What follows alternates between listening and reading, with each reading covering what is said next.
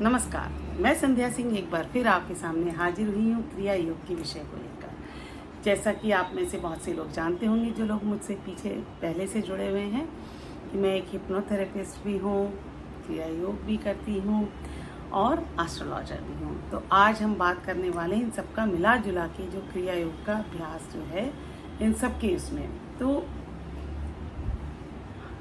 अब हम बात करते हैं सबसे पहले कि देवी देवताओं के चित्रों का क्या महत्व है, उसके द्वारा हम कैसे क्रिया योग के अभ्यास को आसान और आगे ले जा सकते हैं। तो वो बात करते हैं। अब देवी देवताओं के चित्रों के विषय में मेरे मन में शुरू से जिज्ञासा रहती थी, क्योंकि मैं हिंदू परिवार से हूँ और हमारे घर में देवी देवताओं के चित्र मतलब पूजा होती थी और बहुत। तो मैं सोचती थी कि हमारे जो अंदर है वो तो बिल्कुल मतलब शून्य की बात करते हैं, अगर मेडिटेट करते हैं, फिर ये देवी देवताओं के चित्रों का क्या महत्व है।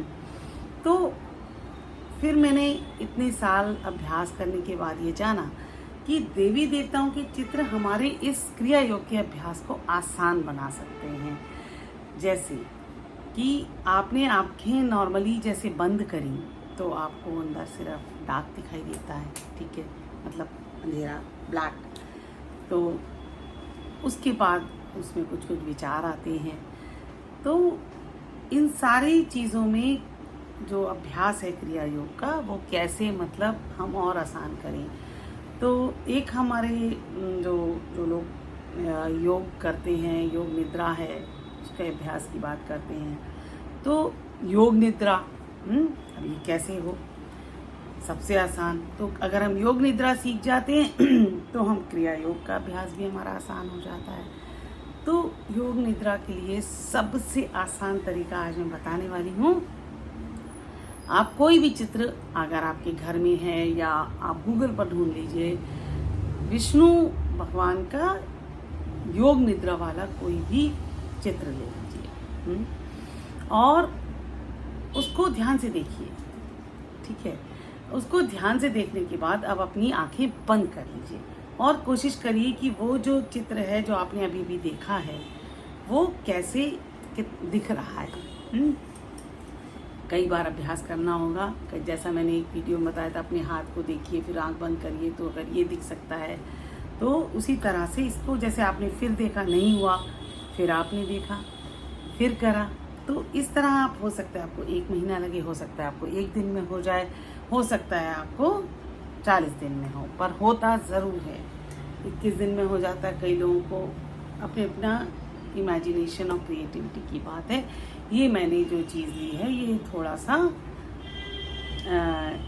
जो मैंने बताया कि मैं सम्मोहन चिकित्सा करती हूँ उसका भी पार्ट है। हाँ, क्योंकि मैं ये सारा अभ्यास करती तो मैं सोचती हूँ कि इन चीज़ों को मिलाकर हमारी ज़िंदगी को कैसे हम बेहतर बना सकते हैं। तो अब हमने वो देखा। फिर आप देखेंगे योग निद्रा वाला जो चित्र है वो आपके दिमाग में हो गया। आपने फिर कुछ दिनों बाद आप उस जो आपने विष्णु भगवान का योग निद्रा का चित्र देखा और आंख बंद करने के बाद भी देख पाए, वो फिर आप खुद को स्वयं को उसी चित्र में ढूंढ सकते हैं। जी हाँ, कि आप सेम ठीक उसी तरह योग निद्रा में लेटे हैं और आंख बंद करके आप खुद को उसी तरह से इमेजिन करना सीखते हैं, इमेजिन करते हैं। अब क्या होगा, जब आप उसमें खुद को इमेजिन करेंगे तो नेचुरल सी बात है, जब आप उस चीज़ को आप अपने अंदर इतना इमेजिन कर पाएंगे तो ठीक वही शक्तियाँ, वही जो उनका आसन है योग निद्रा वाला, जो उनका पोज है, वही शक्तियाँ यानी कामनेस और क्रिएटिविटी, ये सारी शक्तियाँ आपके अंदर आने लगती हैं। ये महत्व है हमारे देवी देवताओं के चित्रों का, आसान करना और कोई भी साधारण से साधारण इंसान इसको कर सके। तो ये हो गया। उसी तरह से अगर हमें मान लीजिए कोई ऐसा गुण चाहिए जो हनुमान जी में है, हाँ, जैसे बल बुद्धि विद्या देहु मन हरौ क्लेश विकार, तो अब हनुमान जी का चित्र ले लीजिए, उस जगह वैसे देखिए। अब हम देखना चाहते हैं खुद को, अपनी वेल्थ को बढ़ाना चाहते हैं, हम चाहते हैं हमारे पास बहुत सारा धन हो, तो अब हमें लक्ष्मी जी को देखिए। और तो ये हमारा हिप्नोथेरेपी का एक हिस्सा है। और इसी तरह से जो हमने योग निद्रा भी हिप्नोथेरेपी से, हमने जब योग निद्रा सीख ली, ये सारी चीज़ें सीख ली, तो देखिए सभी चीज़ें ज़रूरी है। अगर आपको शांति चाहिए तो सिर्फ योग निद्रा पर करिए, उसके बाद आप बाकी चीज़ें भी तब भी मिल जाएंगी। तो ये हमारा देवी देवताओं का जो चित्र के ऊपर ध्यान लगाने को बोला जाता है, उसका ये महत्व है। तो अब मैं ये जो चित्र है जिसकी बात कर रही हूँ, आपको गूगल पर मिल जाएंगे, आपके घर में है तो घर पर मिल जाएंगे। तो जो भी चीज़ आप अपनी ज़िंदगी में चाहते हैं, अब जैसे विघ्नहर्ता के लिए आप गणेश जी पर ध्यान लगाएं, तो आपकी वही जो डिमांड्स हैं, इसमें आप देखेंगे कि इसमें एस्ट्रोलॉजी भी है। जी हाँ, जब हम ये करते हैं तो जो हमारे ग्रह जिनसे हम चाहते हैं ना, हम अपनी पत्री जब दिखाने जाते हैं तो हम कहते हैं कि अरे हमें धन चाहिए, धन कब मिलेगा, कैसे मिलेगा। अगर हम इसके साथ साथ इस अभ्यास को जोड़ देते हैं तो धन की स्थिति अच्छी होगी। ठीक उसी तरह से अगर हमारे अंदर बहुत ज़्यादा मतलब शांति नहीं है, जो कि ज़्यादातर लोगों के मन में आजकल नहीं है, तो हम योग निद्रा को देख सकते हैं। फिर धीरे धीरे आगे का अभ्यास बढ़ेगा।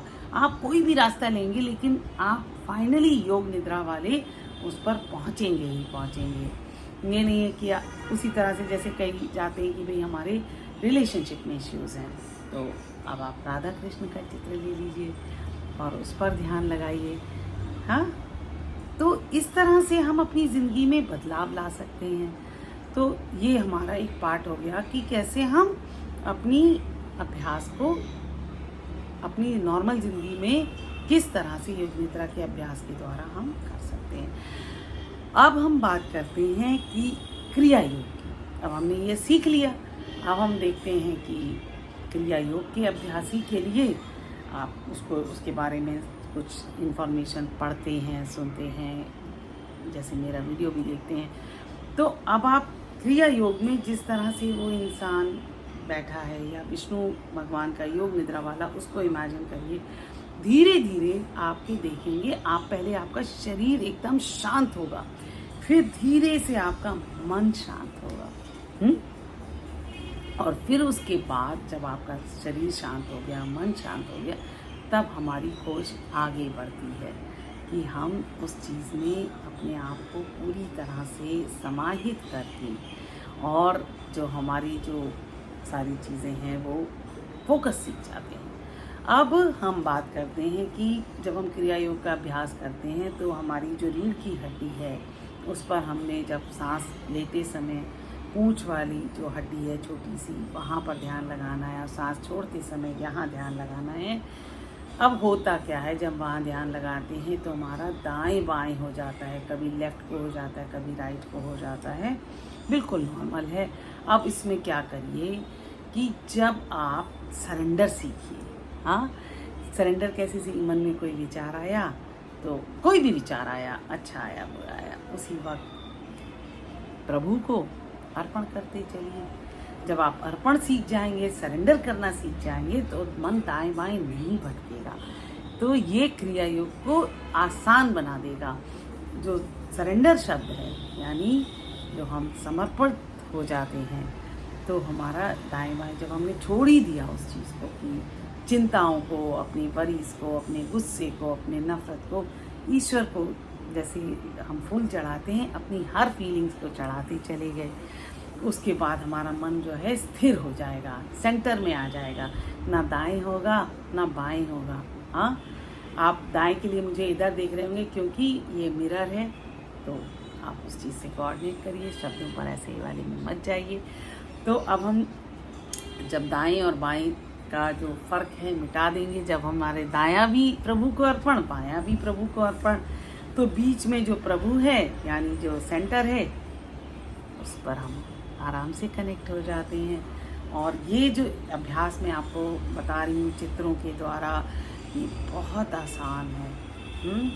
और करते जाइए, ये वाली जर्नी जो है, ये वाली यात्रा आपकी बहुत अच्छी हो, बहुत सुखद हो, और आपकी ये नहीं कि आप अगले जन्म में ही कुछ अच्छा पाएँ या अच्छा करें, या अपने जैसे कुछ चीज़ें चाहिए कि अगर कोई कहे कि धन की कमी है लेकिन मैं शांति चाहती हूँ।